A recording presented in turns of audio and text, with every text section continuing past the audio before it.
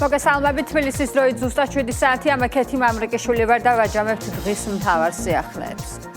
რატომ იქცა ოპოზიციისთვის რუსეთი ოკუპანტად არა საქართველოს ტერიტორიების ოკუპაციის, არამედ უკრაინაში შეჭრის შემდეგ და როგორ აიხსნება სააკაშვილის ხელისუფლების წარმომადგენლების რიტორიკის რადიკალური ტრანსფორმაცია.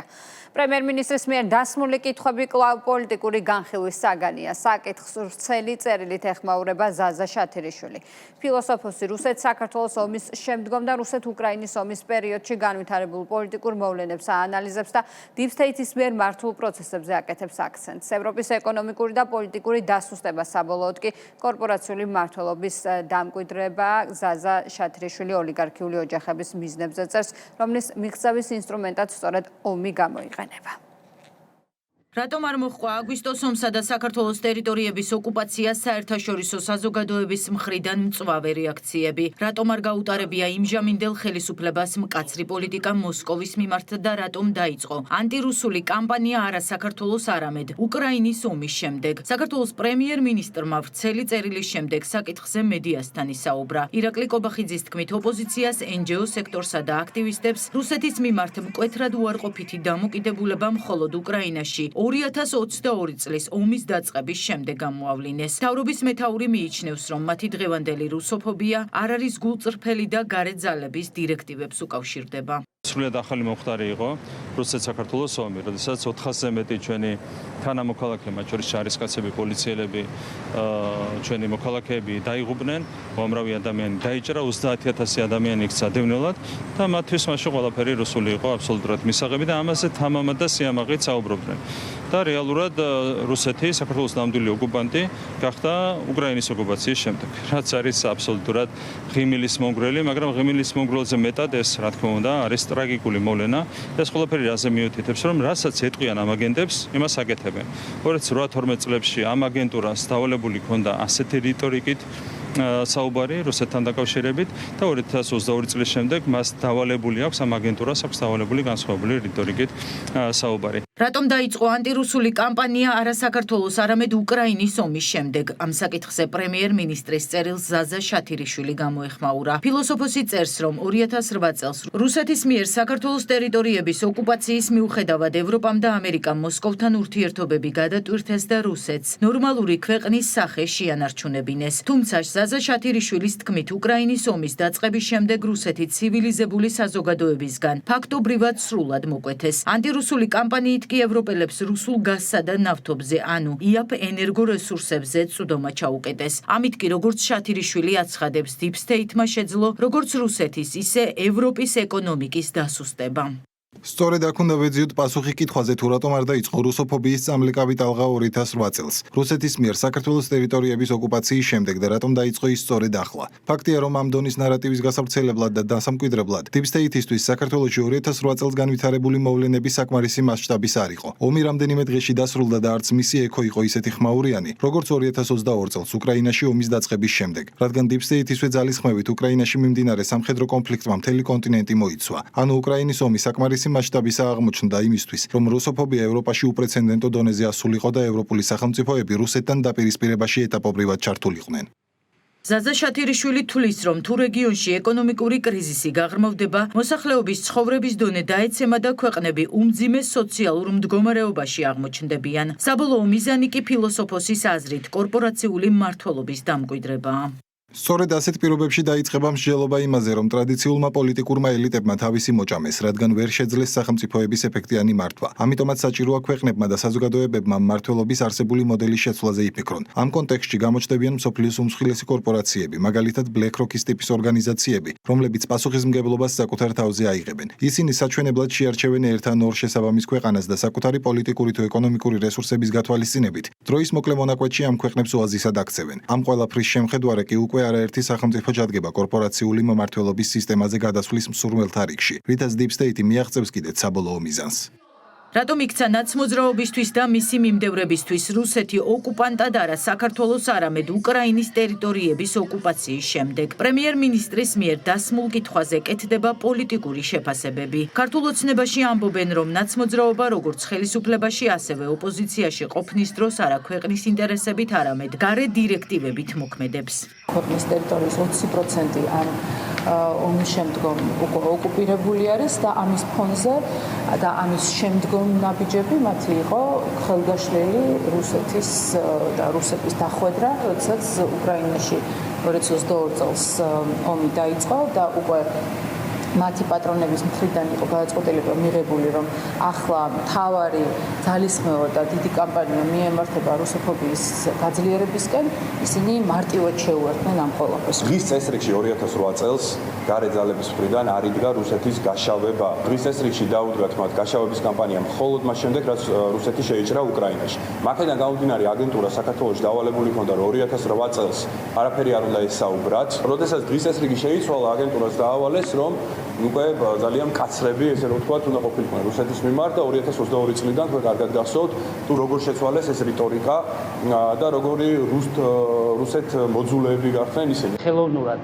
შექმნილი, ხელოვნურად აწეული თემა იმისთვის, რომ მოახდინო ხელისუფლების დისკრედიტაცია. სინამდვილეში ამის უკან არაფერი არ დგას, გარდა იმისა კიდევ ერთხელ, რომ არაფერი თემების არ მქონე ეგრეთ წოდებულმა ოპოზიციამ რაღაცა სასაუბრო გააჩინოს საზოგადოებაში და რაღაცით შეეცადოს ხელისუფლების დისკრედიტაცია.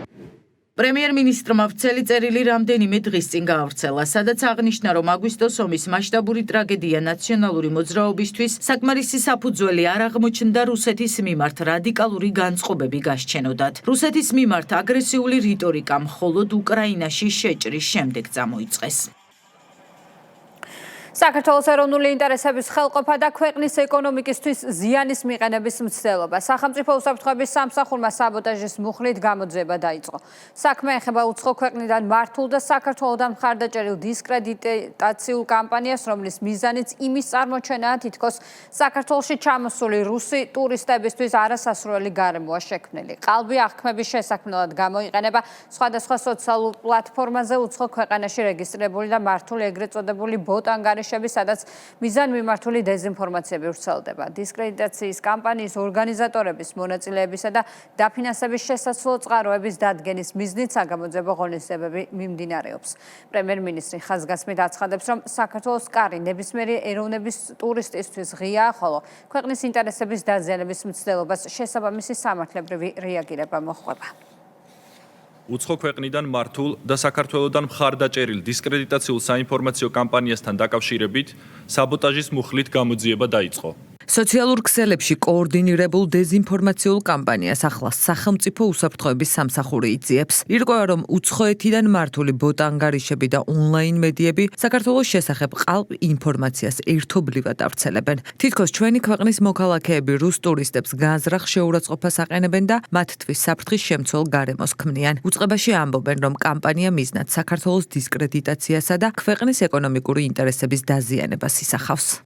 სოციალურ პლატფორმა X-ზე რეგისტრირებულ რამდენიმე ყალბანგარიშზე სხვადასხვა საკითხზე ხდებოდა დეზინფორმაციის განთავსება, კერძოდ საუბარი იყო, რომ თითქოს საქართველოს მოქალაქეები რუსეთის ფედერაციიდან ჩამოსულ ტურისტებს ტყეში მარტო ტოვებდნენ, ანდა მათ მიერ შეკვეთილ საკვებს ქართულ რესტორნებში მიზანმიმართულად განგებ აბინძურებდნენ და ასე შემდეგ. მსგავსი შინაარსის ყალბი ინფორმაცია მოგვიანებით დროის კონკრეტული ინტერვალით კოორდინირებულად ვრცელდებოდა უცხო ქვეყანაში რეგისტრირებული ერთ-ერთი ონლაინ მედია საშუალების მიერ, რომელსაც მრავალმილიონიანი აუდიტორია ჰყავს.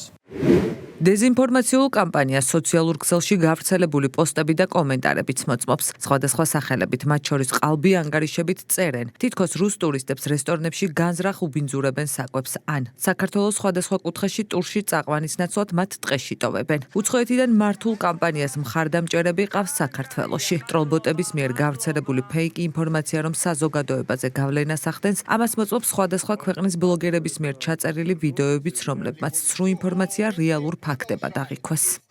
ქართველები რუსებს საკვებს უბინძურებდნენ. მთავრობის მეთაურის განცხადებით, ეროვნული ინტერესების წინააღმდეგ მიმართულ ნებისმიერ მცდელობას სახელმწიფო შესაბამისი სამართლებრივი რეაგირებით უპასუხებს, რადგან საქართველოს დღეს იმაზე ძლიერია, ვიდრე ოდესმე. ირაკლი ყობახიძის თქმით, სტუმართმოყვარეობა ჩვენი ქვეყნის კულტურისა და ტრადიციის ნაწილია. ტურიზმის განვითარება კი პირველ რიგში ქვეყნის ეკონომიკურ ინტერესებს ემსახურება. ჩვენ ყველაფერს გავაკეთებთ იმისათვის, რომ საქართველოში ყველა ტურისტისთვის იყოს შექმნილი სათანადო გარემო. ეს არის ჩვენი კულტურა, ეს არის ჩვენი ტრადიცია და ეს არის ის, რაც ჭირდება ჩვენი ქვეყნის ეკონომიკურ ინტერესებს. ვინც არის დაკავებული საბოტაჟით საკუთარი ქვეყნის წინააღმდეგ, ვინც უპირისპირდება საქართველოს ეროვნულ ინტერესებს, ყველამ უნდა იცოდეს, რომ მათ მიაკითხავს სამართალი და ეს აუცილებლად ასე იქნება, იმიტომ რომ დღეს არის სახელმწიფო ძლიერი, როგორც არასდროს.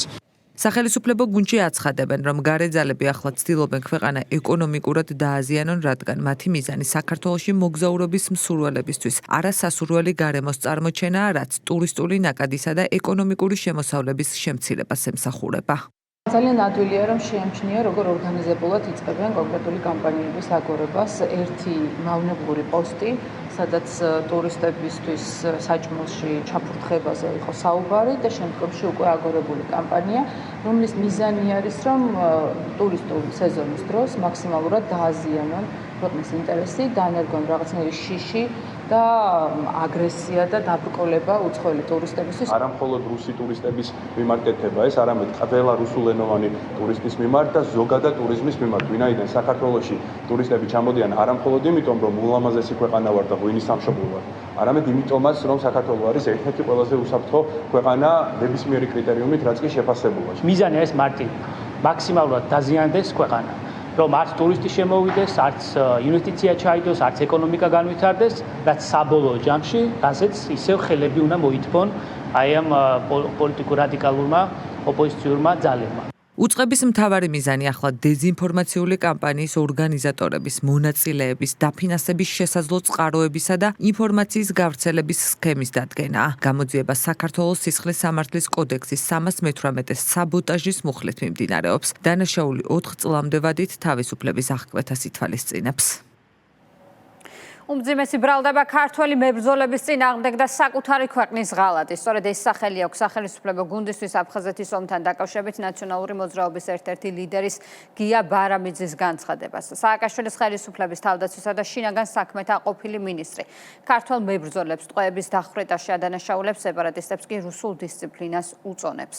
სამხედრო ექსპერტები და ვეტერანები, რომლებიც აფხაზეთის 1992-93 წლების მოვლენებში თავად მონაწილეობდნენ, ბარამიძის პროვოკაციული და ცილის წამებლური განცხადების უკან მტრულ მიზნებს ხედავენ. ქართულ ოცნებას კი ნაცმოძრაობის წარმომადგენლების მხრიდან მოღალატეობრივი ქმედებები არ უყვირს, რომლებმაც ევროსაბჭოს რეზოლუციაზე ხელმოწერით ქართველ ჯარისკაცებს ომის დაწყება დააბრალეს.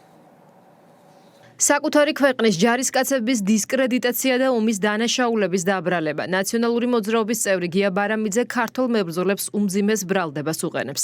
აფხაზეთის ომის შესახებ საუბრისას ბარამიძემ თქვა, რომ ქართული მხარის მიერ ტყვეების გაცვლის ეფექტური მექანიზმი არ არსებობდა და ქართული სამხედროები მასობრივად ხრეტდნენ ტყვეებს. აღარ გააძლევდნენ ისინი ტყვეებს და ჩვენ ტყვეები არ ყავდა. ჩვენებს ტყვეები არ აყავდათ. რატო? ხრეტდნენ. ჩვენები? ჩვენები. ანუ რატომ იყო ეს აუცილებელი?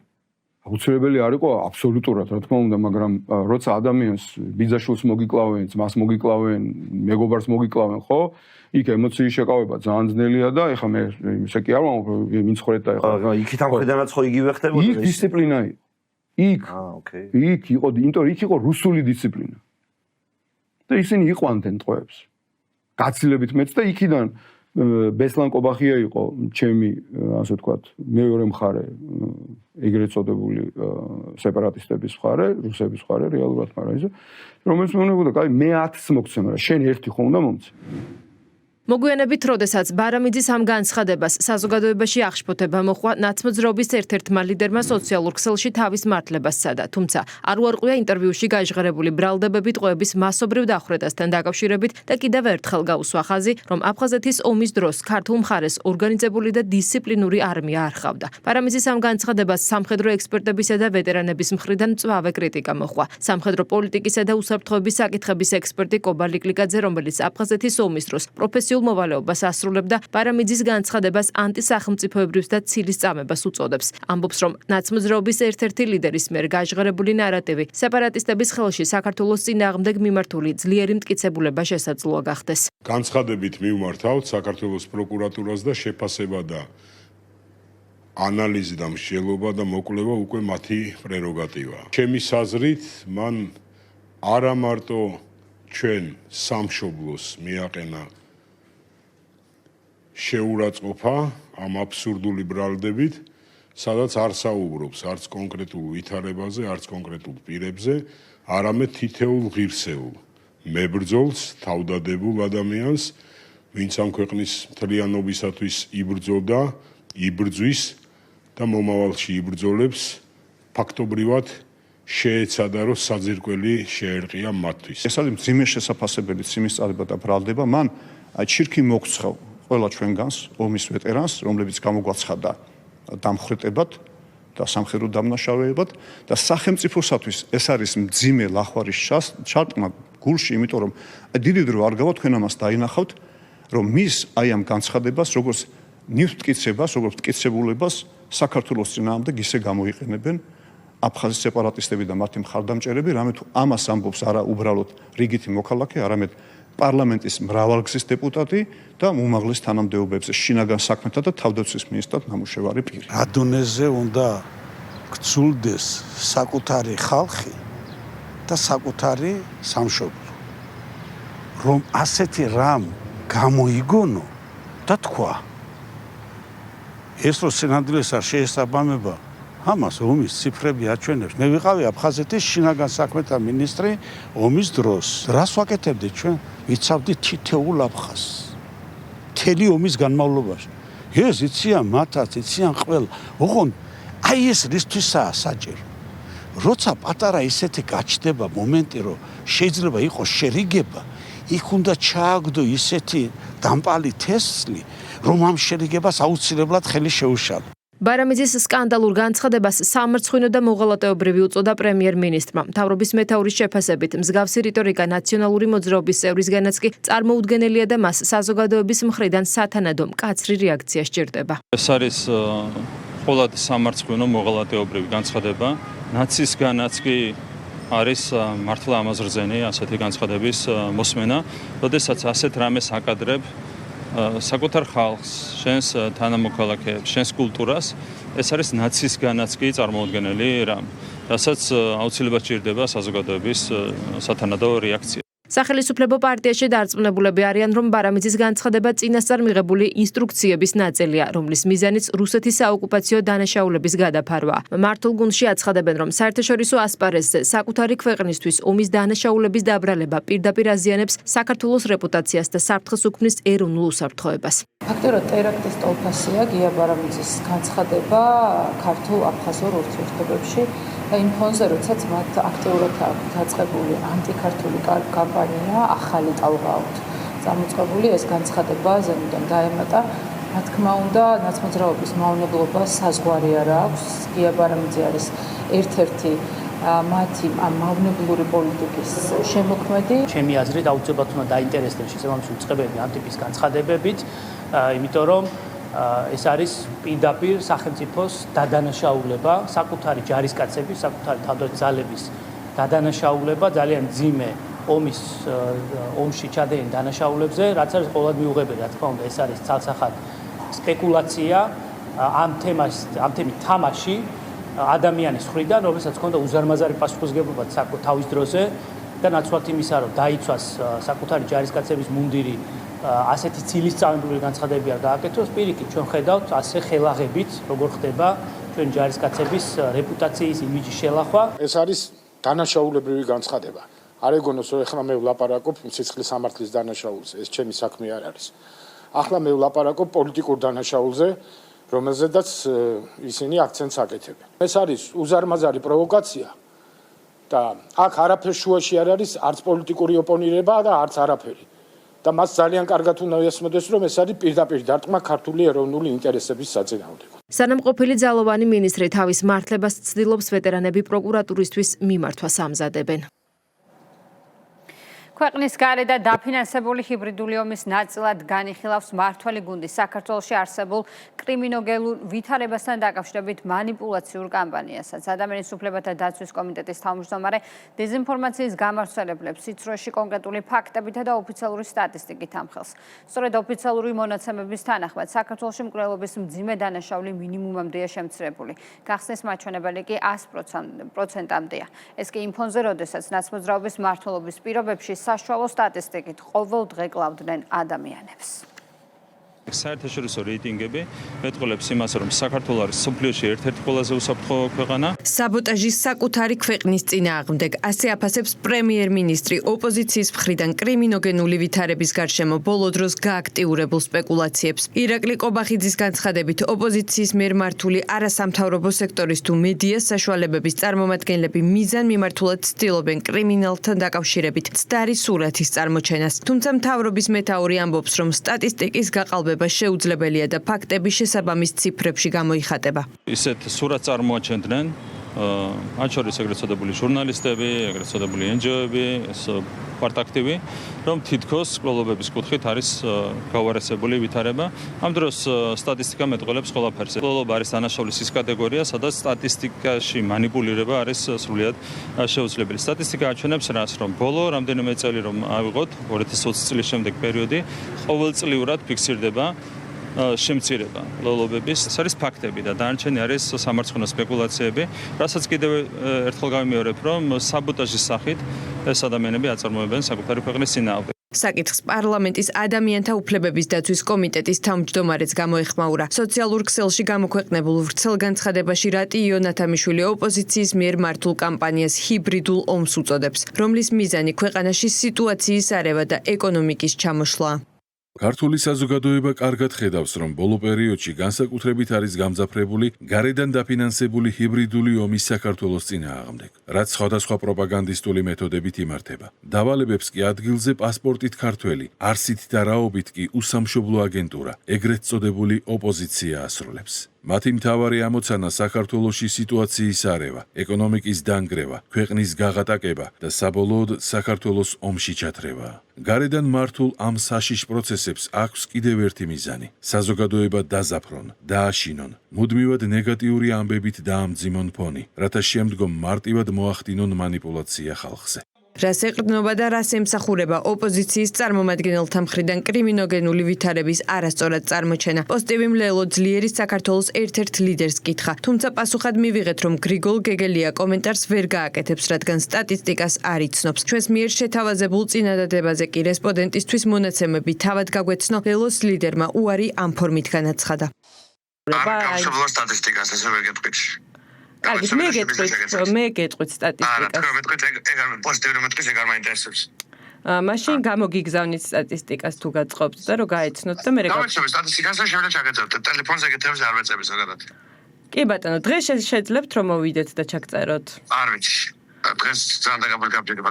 გახსნის 100%-იანი მაჩვენებელი და მკვლელობების შემთხვევათა სულ მცირე სამჯერ შემცირებული რაოდენობა. ასე გამოიყურება ოფიციალური მონაცემები, რომლის გაცნობაც გრიგოლ გეგელიასთვის ვერ შევძელით. თბილისის პოლიციის დეპარტამენტის დირექტორის ვაჟა სირაძის განცხადებით, მკვლელობების რიცხვი ყოველწლიურად მკვეთრად მცირდება. მიმდინარე წელს მოუხდარი 31 მკვლელობის ფაქტიდან 31-ივე გახსნილია, რაც 100%-იან გახსნის მაჩვენებელს ნიშნავს. ამასთან სტატისტიკა ცხადყოფს, რომ ყოველწლიურად მკვლელობების შემთხვევების რაოდენობა მკვეთრად მცირდება. მაგალითისათვის, ბოლო 3 წლის განმავლობაში მომხდარი მკვლელობების ფაქტები დაახლოებით 3-ჯერ ნაკლებია, ვიდრე 2012 წლამდე პერიოდში. მართლ გუნდში ოპოზიციის ქმედებები არ უკვირთ და აცხადებენ, რომ ფაქტებს აცდენილი აღქმების საზოგადოებაში ტირაჟირება ხელისუფლების ოპონენტთა ჩვეული ხელწერა. სახელისუფლებო გუნდში ფიქრობენ, რომ ოპოზიცია მიზანმიმართულ ცრუ კამპანიას აწარმოებს. რა თქმა უნდა, ეს არის ერთი მხრივ ტურისტების და უცხოელების დაშინება, რომ ქვეყანაში არც ინვესტიცია შემოვიდეს და მათ შორის არც ტურისტი შემოვიდეს, მაგრამ ამავდროულად დიდწილად გათვლილი არის, რომ შიდა განწყობებზე, შიდა ნეგატიურ განწყობებზე იმოქმედოს. მათ მოძრაობის ასეთი ტაქტიკები ყოველთვის ცნობილია. აგენტურა ყოველთვის ცდილობს და მათი პატრონები, მათ შორის ბრიუსელიდან, რომ აღქმები მოახდინონ თავს ჩვენ საზოგადოებას, როდესაც საქმე მიდის უკვე ფაქტებთან, კონკრეტულ ციფრებთან, მათ შემთხვევაში რა თქმა უნდა ყოველთვის აგებულ მდგომარეობაში. აღქმებით манипуლირება, ტელევიზიების, სოციმედიის სხვა ინსტრუმენტების გამოყენება იმისთვის, რომ დაზაფრონ მოსახლეობა და ამით რაღაც გააჩინონ საკუთარი ხელისუფლებისადმი, ზოგადად ქვეყნისადმი ნეგატიური განწყობები. სტატისტიკა რომ შეუდარო, იმდენად ნათელი არის ყველაფერი, რომ მაშინ ხოლმე სიმართლე გამჟღავნდება. და ეს არის მათი მთავარი ტაქტიკა, რომ მოატყუონ მოსახლეობას, შეცდომაში შეიყვანონ მოსახლეობა. ეს პირველი შემთხვევა არ არის, როდესაც კონკრეტული ძალები ქვეყანაში კრიმინოგენული ვითარების არასწორად წარმოჩენას ცდილობენ. გიგავალიანის საქმეზე დაკავებული არასრულწლოვნები ბრალის წარდგენის მოლოდინში არიან. საქმის ორი ფიგურანტი ნია იმნაძე და ანასტასია ბერუაშვილი სამართალდამცველებმა გუშინ მოსამართლის განჩნების საფუძველზე დააკავეს. ადვოკატის მიერ გავრცელებულ დაკავების სამსახურ კადრებს ცალკეული ოპოზიციური ჯგუფების მხრიდან სპეკულაციური შეფასებები მოჰყვა. აქტიურობდა ნანუკა ჟორჟოლიანის, რომელიც მტკიცებულებებზე აპელირებდა, მას ფაქტებით პასუხობს ეკა კუპატაძე, რომელიც აცხადებს, რომ დამნაშავეების გამართლება დანაშაულის ტოლფასია. მძიმე დანაშაულის ახალი დეტალები და გიგა ავალიანის საქმეზე დაკავებული კიდევ ორი პირი. ანასტასია ბერუაშვილი და ნია იმნაძე დროებითი მოთავსების იზოლატორებში ბრალის წარდგენის მოლოდინში არიან. საქმის ორი ფიგურანტის დაკავების შესახებ ცნობილი გუშინ საღამოს გახდა. იმნაძის დაკავების ამსახველი ვიდეო მასალა მისმა ადვოკატმა გაავრცელა. კადრებს სოციალურ ქსელში გარკვეული ჯგუფების, განსაკუთრებით კი ოპოზიციის მხარდამჭერების მხრიდან პროტესტი მოჰყვა. მათ შორის ერთ-ერთი იყო ნანუკა ჟორჟოლიანი, რომელმაც დაწერა, რომ კითხვები არსებობს და მტკიცებულებების გასაჯაროება მოითხოვა. ჟორჟოლიანს მოკლული მასწავლებლის დედამ დანაშაულის ტოლფას შეცდომაზე კომენტარშივე მიუთითა. მოგვიანებით კი მტკიცებულებების მაძიებლებს საქმის მასალებში არსებული მტკიცებულებებით უპასუხა. აი ხალხმა ვისაც კითხვები აქვს და მე შევალ, აი აქ და ვნახავ, რომელ პოლიტიკოს არ მოხვდა გულზე გახსნილი საქმე კარგად, რომელ ჟურნალისტს არ მოხვდა კარგი, მე არ ვიცი. ერთ ამას ვეტყვი. კითხვა რომ აქვს, ლეგიტიმური გაქვსო კითხვა. კარგი, ლეგიტიმური კითხვა. ვისთან აქვს ეს ლეგიტიმური კითხვა? რა იციან მგონმა რა არის საქმის მასალებში? აი აქ არის 35 ტომიდან 26 ტომიდან. ეს ერთი ფაქტი. რა არის ამჟეს მათთვის არის მაკულატურა თუ ჩემთვის არის საქმის მასალები, რომელიც წერტი მძიმით უზებირად ვიცი. ამით ამასთან ერთად ცხოვრობ. ეს ერთი ფაქტი. აგერ მეორე ფაქტი. თუ კი ვინმეს კიდე უფრო მეტი კონკრეტი გაინტერესებს, გამოვყვის პეტრებალის სასაფლაოზე, ვაჩვენებთ ფაქტი ერთია, უდავო ფაქტი. ალექსანდრე გაბაშვილს და გიგა ავალიანს არ ყავდა საერთო ნაცნობი არავინ ნია იმნაძის გარდა. შემდეგ ნია იმნაძემ ამ მიზნით, ამისთვის, ამ დროს და კიდე რა ვიცი როგორ თქვა, დააკავშირა გიორგი მალანია ალექსანდრე გაბაშვილს. გიორგი მალანია ალექსანდრე გაბაშვილმა გაიცნო 28 სექტემბერს, 26 სექტემბერს დაიგება მკვლელობა. ეგრეთ წოდებული სკრინები, ფოტოები, მიმოწერები და ბრალდებულებს შორის არსებული კავშირები. ეკა კუპატაძე აღნიშნავს, რომ ნია იმნაძის ტელეფონიდან მასალების დიდი ნაწილი აღდგენილია. მისი თქმით, სწორედ ამ მტკიცებულებათა ერთობლიობით დასტურდება ნია იმნაძის ბრალეულობა, რომელიც გიგა ავალიანზე წინასწარ დაგეგმილი თავდასხმის შესახებ ინფორმირებული იყო. რა ხანი მან ტელეფონი გაასწორა ეს გენიშნეს იმას რომ მე დანაშაული დაფარა ამით. მე გეტყვით იმას რომ ტელეფონიდან ინფორმაციები აღდგა, სკრინი, სურათი, მიმოწერა საქმის მასალებში დევს. ასევე ექსპერტიზის დასკვნელდებოდა პროკურატურა, მე ეს ვიცოდი. ანუ ანასტასია ბერუაშვილი არის გოგონა, რომელიც იცოდა რომ დანაშაული უდავო მხარიყო, გაიგო რომ დანაშაული მოხდა და პოლიციას არ შეატყობინა. უფრო მეტიც 7 ოქტომბერს წყვილებმა გაბაშვილმა იმნაძემ და რიკაძე ბერუაშვილმა თაწმინდაზე აღნიშნეს გიგაზე თავდასხმა. საღლა არსებობს ამისი სურათები. გიგა ავალიანის საქმეზე დაკავებული ნია იმნაძის პოზიცია ჯერჯერობით უცნობია, რადგან დღეს მედიასთან მისი ადვოკატი არ გამოჩენილა. დროებითი მოთავსების იზოლატორთან იმყოფებოდნენ დაკავებულის ოჯახის წევრები. რაც შეეხება კიდევ ერთ დაკავებულს, ადვოკატის ინფორმაციით ანასტასია ბერუაშვილი დუმილის უფლებით სარგებლობს. რა თქმა უნდა, დანაშაულს არ აღიარებს, აღნიშნავს სისხლის სამართლის საქმესთან დაკავშირების და იყენებს დუმილის უფლებას. ეს არის მისი პოზიცია და ასე გაგრძელდება ალბათ.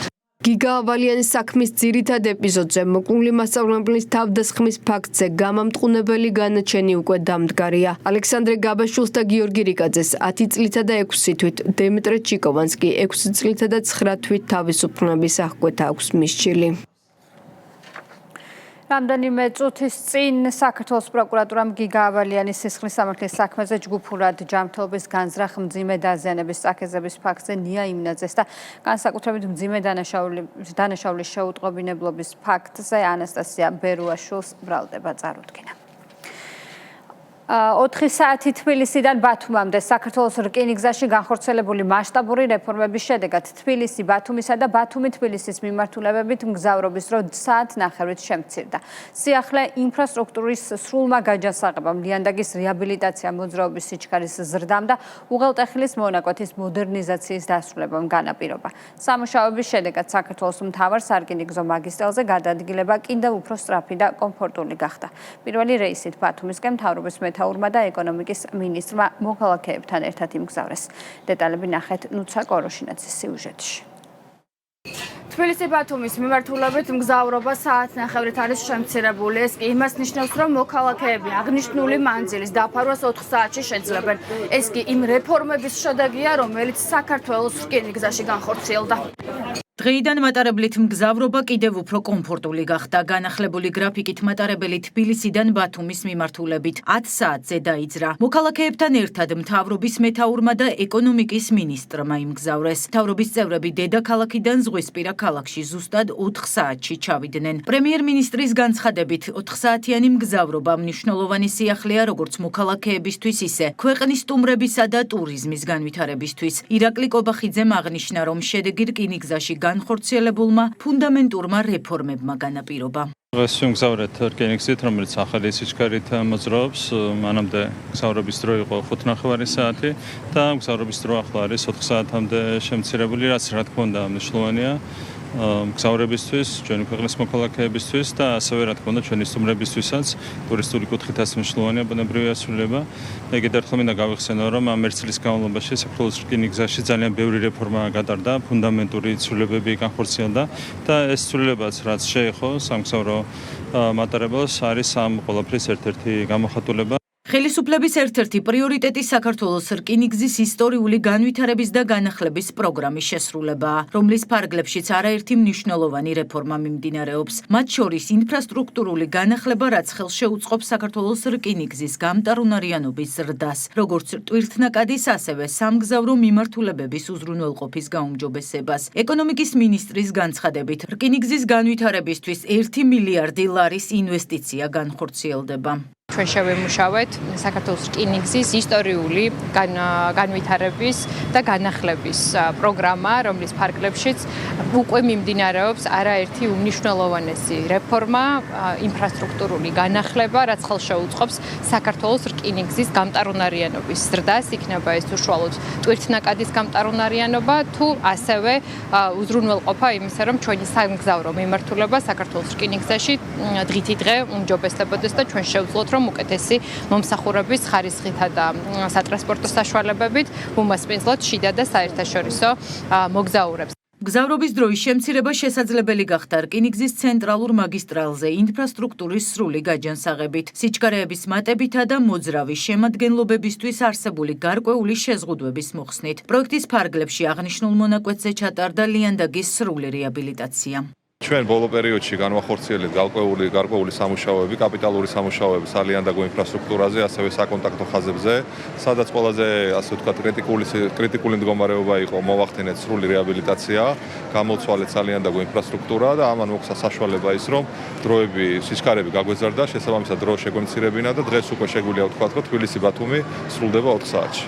თბილისი-ბათუმი, ბათუმი-თბილისის მიმართულებებზე მატარებლის სამგზავრო დროის 4 საათამდე შემცირებით განსაკუთრებით კმაყოფილები არიან მგზავრები, რომლებიც მარშრუტით ხშირად სარგებლობენ. ძალიან რა თქმა უნდა, რაც უფრო მალე ჩავალთ, მით უკეთესია, რა თქმა უნდა. კმაყოფილები ვართ, კი. ძალიან კომფორტულია, მით უმეტეს ბავშვიანი მგზავრისთვის, რომელიც არ ჩერდება, ამდენი ხანი გული მისკდებოდა, როგორ იქნება, თქო. აი რა დღეშია უკვე. ხოდა ძალიან კაი მატარებელი გოგდა მიხარია. ინფრასტრუქტურის გაჯანსაღების პარალელურად რეაბილიტაცია ჩაუტარდა სამგზავრო სადგურებსაც. ამჟამად 5 მატარებლის კაპიტალური შეკეთება მიმდინარეობს. ასევე დაწყებულია 10 ახალი სამგზავრო მატარებლის შესყიდვის პროცედურები. მოძრავი შემადგენლობების განახლებისთანავე საქართველოს რკინიგზა მგზავრებს ახალ რეისებსა და მიმართულებებს შესთავაზებს. დღეს პრემიერ-მინისტრი ეკონომიკის მინისტრთან ერთად ბათუმის სპორტში და საზღვაო აკადემიაშიც იმყოფებოდა. დაათვალიერეს საზღვაო ნავსადგურში არსებული ინფრასტრუქტურა და სამუშაო პროცესს ადგილზე გაეცნენ. აღნიშნა, რომ საქართველო უმნიშვნელოვანეს როლს ასრულებს შუა დერეფნის კონტექსტში და ქვეყნის ლოჯისტიკური და სატრანსპორტო შესაძლებლობების გაძლიერება ერთ-ერთი მთავარი პრიორიტეტია. ბათუმის სახელმწიფო საზღვაო აკადემიაში კი ირაკლი კობახიძე და მარიამ ქრივიშვილი განახლებულ სასწავლო და საწვრთნელ ინფრასტრუქტურას გაეცნენ. დეტალები სიუჟეტში. რეკორდული ტვირთბრუნვა და მზარდი სატრანზიტო შესაძლებლობები. მთავრობის მეთაური და ეკონომიკის მინისტრი ბათუმის საზღვაო ნავსადგურში იმყოფებოდნენ. ირაკლი კობახიძე და მარიამ ქრივიშვილი პორტში მიმდინარე სამუშაო პროცესს ადგილზე გაეცნენ. პრემიერ-მინისტრის განცხადებით პირველი 7 თვის მონაცემები აჩვენებს, რომ 2026 წელი ბათუმის სპორტისთვის ტვირთბრუნვის მხრივ რეკორდული იქნება. მისივე თქმით, ქვეყნის სატრანსპორტო პოტენციალის გასაძლიერებლად საპორტო ინფრასტრუქტურის განვითარება გაგრძელდება. აქტიური მუშაობა გრძელდება ანაკლიის სპორტის ინფრასტრუქტურის შექმნაზე. 2029 წლისთვის უკვე დაგეგმილია პორტში პირველი გემის მიღება. წლევანდელი წელი აუცილებლად იქნება ბათუმის სპორტისთვის სარეკორდო ტვირთბრუნვის კუთხით და რა თქმა უნდა ყველაფერი უნდა გაკეთდეს იმისათვის, რომ მომავალში ჩვენი საპორტო ინფრასტრუქტურა მაქსიმალურად განვითარდეს. რა თქმა უნდა ბათუმის სპორტია ძალიან მნიშვნელოვანი ფოთის სპორტი და ასევე თქვენ იცით, რომ აქტიურად მუშაობთ ანაკლიის პორტის ინფრასტრუქტურის შექმნაზე და 2029 წლისთვის უკვე დაგეგმილია ანაკლიის სპორტში პირველი გემების მიღება და პირველი ფაზის საპროექტო სამუშაოების დასრულება. საზღვაო ინფრასტრუქტურის გაძლიერებისა და ტვირთბრუნვის გაზრდის მიზნით მთავრობა აქტიურ რეჟიმში თანამშრომლობს სპორტის ოპერატორებთან. წლის პირველი 6 თვის მონაცემებით ბათუმის ნავსადგურმა 2.5 მილიონი ტონა ტვირთი გადაამუშავა, რაც გასული წლის ანალოგიურ პერიოდთან შედარებით 4%-ით მეტია. 14%-ით გაიზარდა კონტეინერების ბრუნვა, ხოლო ბათუმი, ბულგარეთი, რუმინეთის მიმართულებით საბორნე გადაზიდვები 54%-ით არის გაზრდილი. ეკონომიკის მინისტრის განცხადებით, საქართველო უმნიშვნელოვანეს როლს ასრულებს შუა დერეფნის კონტექსტში და ამდენად ქვეყნის ლოგისტიკური და სატრანსპორტო შესაძლებლობების გაძლიერება ერთ-ერთი მთავარი პრიორიტეტია. ყველა პორტის ოპერატორი ადასტურებს, რომ ფაქტობრივად რეკორდულია ტვირთბრუნვა. ამ შემთხვევაში ბათუმის პორტში გაზრდილია ტვირთბრუნვა ყველა ტვირთის კატეგორიაში, რაც კიდევ ერთხელ ცხადყოფს იმას, რომ საქართველო განაგრძობს იყოს დასაყრდენი პარტნიორი საქართველომ. გაზარდა მისი კონკურენტუნარიანობა საერთაშორისო არეალზე, საქართველო უმნიშვნელოვანეს როლს ასრულებს შუა დერეფნის კონტექსტში და ამდენად რა თქმა უნდა თანმიმდევრული ინფრასტრუქტურის განვითარება, ეს იქნება საპორტო ინფრასტრუქტურა, სარკინიგზო თუ საგზაო, ფუნდამენტურად მნიშვნელოვანია ჩვენი ქვეყნის სატრანსპორტო ქსელის განვითარებისთვის. ბათუმის საზღვაო ნავსადგურის შემდეგ პრემიერ-მინისტრი ეკონომიკის მინისტრთან და აჭარის ავტონომიური რესპუბლიკის მთავრობის თავმჯდომარესთან ერთად ბათუმის სახელმწიფო საზღვაო აკადემიას ესტუმრნენ. მთავრობის წევრებმა განახლებული სასწავლო და საწვრთნელი ინფრასტრუქტურა დაათვალიერეს და მიმდინარე პროექტებს გაეცნენ. ირაკლი კობახიძის განცხადებით, საზღვაო აკადემია ქვეყნისთვის ერთ-ერთი უმნიშვნელოვანესი საგანმანათლებლო დაწესებულებაა.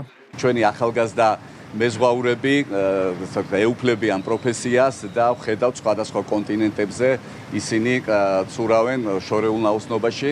ამავდროულად კადრების სამჭედლო არის ბათუმის საზღვაო აკადემია. დღეს ვხედავთ აქ წარმატებულ პროექტებს, მათ შორის ეკონომიკის სამინისტროსა და აჭარის მთავრობის ხელშეწყობით ხორციელდება სხვადასხვა პროექტები, პროგრამები, ფინანსდება სხვადასხვა მნიშვნელოვანი პროექტები, საუბარი არის სტუდენტების გაგზავნაზე საზღვარგარეთ, ასევე ერთჯერადი სტიპენდიები, ინფრასტრუქტურის მოწესრიგება, ეს არის უმთავრესი ჩვენთვის და ახალგაზრდა თაობის გაზრდა, დარგის გაძლიერება იყო, არის და რჩება ჩვენი რეგიონის და ჩვენი ქვეყნის პრიორიტეტებში.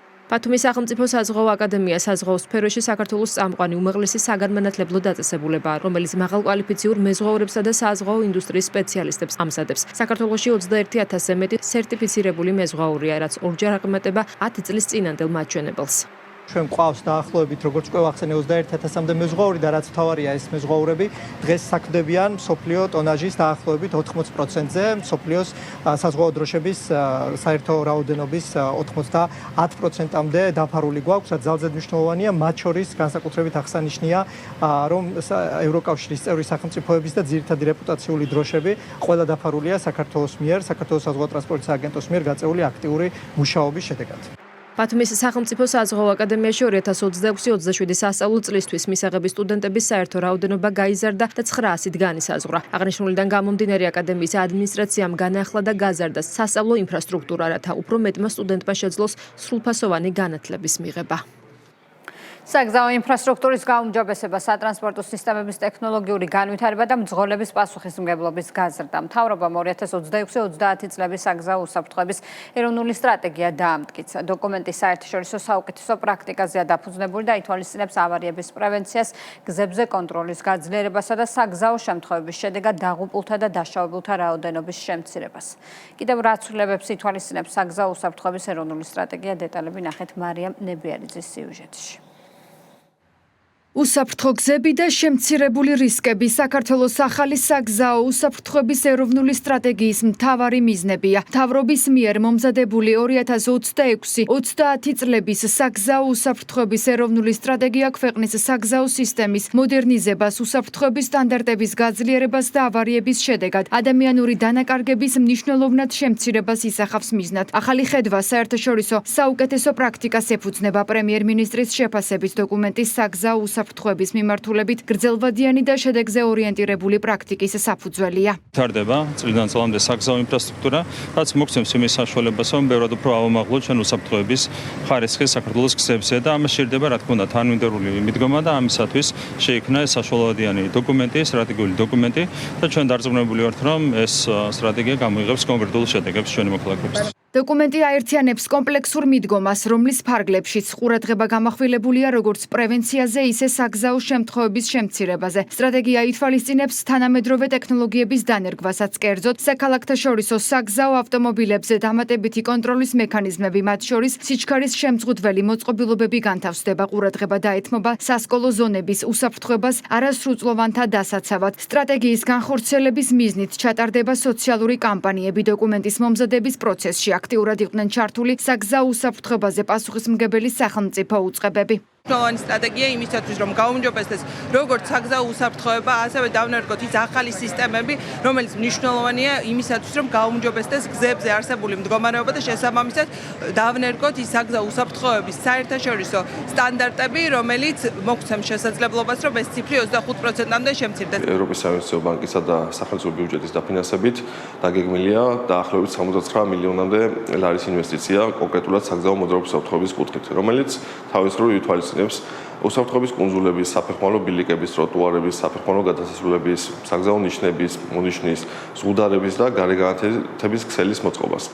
სტრატეგია ითვალისწინებს ავტომობილების ტექნიკური მდგომარეობის გაუმჯობესებას, რაც გულისხმობს მოქმედი ტექნიკური ინსპექტირების სისტემის კიდევ უფრო დახვეწას. განსაკუთრებული ყურადღება დაეთმობა არაფხიზელ მდგომარეობაში მართვისა და საჭესთან ყურადღების გაფანტვის შემცირების მიმართულებით ღონისძიებებს. განვითარდება ვიდეო მეთვალყურეობის სისტემები, მოეწყობა საშუალო სიჩქარის კონტროლის ახალი მონაკვეთები და გაგრძელდება საგზაო უსაფრთხოების შესახებ საზოგადოების ცნობიერების ამაღლების კამპანია.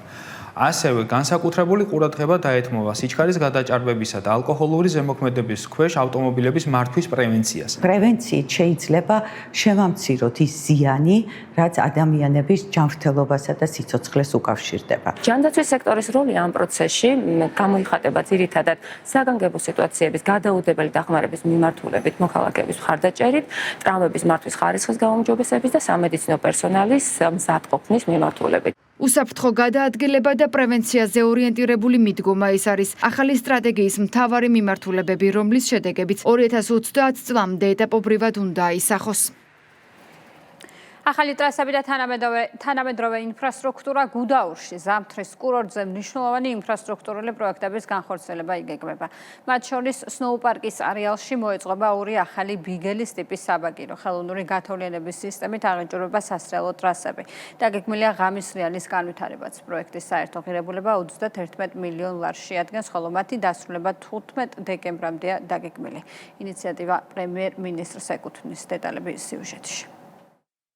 ქვეყნის მთავარი სამთო-სათხილამურო კურორტი ზამთრის სეზონზე ვიზიტორებს განახლებული ინფრასტრუქტურითა და ახალი სერვისებით შეხვდება. პროექტის ფარგლებში სასრიალო ტრასების სოლიკო და კიკილო 7500 მეტრის სიგრძეზე ხელოვნური გათოვლიანების თანამედროვე სისტემით აღიჭურვება.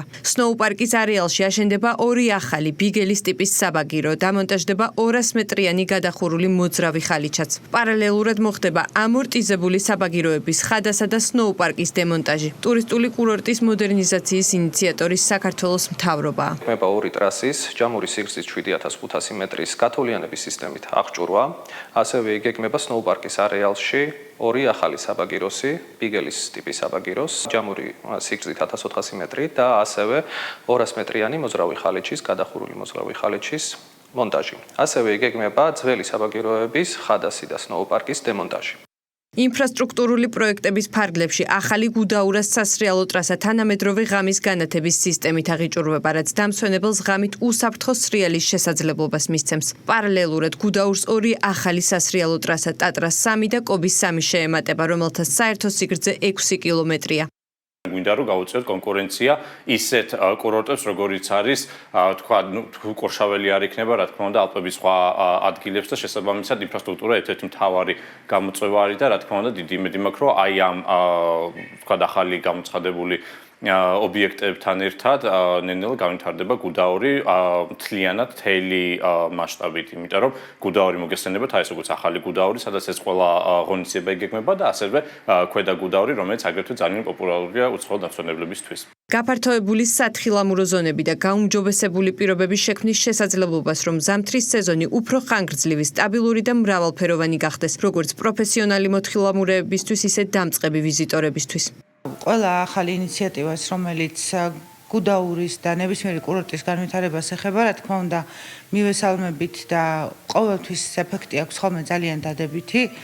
ღამის სრიალი განსაკუთრებით პოპულარული არის უცხოელ ტურისტებში და მოთხილამურეებში, მოსრიალეებში და განსაკუთრებული სურვილი აქვთ ხოლმე მოკლედ რომ დაესწრონ ამას და თავისთავად ცხადია კიდევ ერთი პლუსი იქნება კურორტისთვის. მასშტაბური ინფრასტრუქტურული პროექტების ღირებულება 31 მილიონ ლარს შეადგენს. სამუშაოების დასრულება 15 დეკემბრამდეა დაგეგმილი. განათლების მინისტრი გორის სახელმწიფო უნივერსიტეტში 2026 წლის კურსდამთავრებულთა გამოსაშვებ ღონისძიებას დაესწრო. გივი მიქანაძემ ახალგაზრდებს სწავლის დასრულება მიულოცა და მომავალ საქმიანობაში წარმატებები უსურვა. გორის სახელმწიფო უნივერსიტეტს წელს 282 კურსდამთავრებული ჰყავს. ღონისძიების დასასრულს მინისტრმა უნივერსიტეტის რექტორთან ერთად სტუდენტებს მადლობის სიგელები გადასცა. გორის სახელმწიფო უნივერსიტეტი ღირსეულად აგრძელებს 90 წლიან ტრადიციას და წლიდან წლამდე არის ორიენტირებული სწავლის ხარისხის ამაღლებაზე. ეს იგრძნობა კურსდამთავრებულებში, მათ мотиваციაში, მათი დასაქმების პროცენტულობაში და ჩვენ ხედავთ, რომ გორის სახელმწიფო უნივერსიტეტი აქტიურად არის ჩართული იმ ფუნდამენტურ რეფორმებში, რომელიც სახელმწიფო უნივერსიტეტებთან მიმართებაში მიმდინარე სტადიაში არის. წლევანდელი გამოსაშვები ღონისძიება გორის სახელმწიფო უნივერსიტეტისთვის განსაკუთრებულია და ძალიან მნიშვნელოვანი დღე გახლავთ იმ თვალსაზრისით, რომ ადამიანებმა, რომლებსაც დაასრულეს პროგრამით გათვალისწინებული ყველა მოთხოვნა, ისინი ასრულებენ გორის სახელმწიფო უნივერსიტეტს და უკვე ხვალინდელი დღიდან დაიწყებენ იმ ცოდნის, იმ უნარების და გამოცდილების პრაქტიკულ გამოყენებას, რასაც ისინი წლების განმავლობაში აგროვებდნენ გორის სახელმწიფო უნივერსიტეტში. მე მინდა თითოეულ მათგანს მიულოცო დასრულება გორის სახელმწიფო უნივერსიტეტის სასწავლებლის, რომელსაც განსაკუთრებული ადგილი უკავია ჩვენს უმაღლესი განათლების სივრცეში, თავისი დიდი ისტორიით, თავისი დიდი გამოცდილებით, არაჩვეულებრივი პროფესურით და მასწავლებლებით და ყოველი დასასრული არის ახალი დასაწყისი. თითოეულ კურსდამთავრებულს მინდა ღირსეული ადგილის პოვნა უსურვებ ჩვენ საზოგადოებაში, ვინაიდან მათ მიიღეს ამ სასწავლებელში ის წოდება, რომელიც მათ გამოადგებათ. მოხარული ვარ, რომ ამ 4 წლის განმავლობაში სწორედ გორის სახელმწიფო უნივერსიტეტში გავატარე ნაყოფიერად ეს წლები და ვფიქრობ, გორის სახელმწიფო უნივერსიტეტში მიღებული ცოდნა და გამოცდილება მთელი ცხოვრების განმავლობაში გზად გამყვება. ასე იყო დღევანდელი დღის მთავარი სახლები, მე ხოლმე გემშვიდობებით.